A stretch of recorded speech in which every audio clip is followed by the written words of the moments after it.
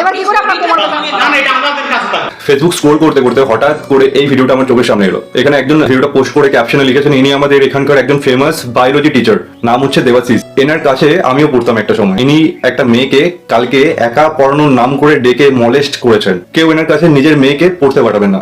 ছি ছি ছি, কত বড় লজ্জার বিষয় বলুন তো, যে শিক্ষাগুরুর কাছে ছেলে মেয়েদেরকে মানুষ করতে পাঠানো হয় যাতে সে জ্ঞান লাভ করে শিক্ষা অর্জন করতে পারে, সেই টিচার যদি এরকম করে তাহলে কার উপর ভরসা করবেন?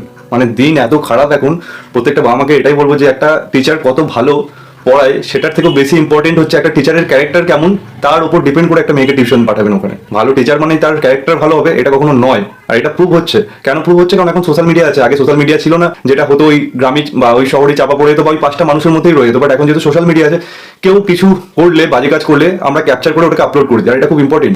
এতে কি হয়, আরো 5 জন ওই ভিডিওটা দেখে অ্যালার্ট হয়। আর তোমাদেরকে বলছি, যদি তোমাদের সাথে এরকম কোনোদিনও হয়ে থাকে আমাকে পার্সোনালি মেসেজ করবে, আমি ওর পোল খুলে দেবো।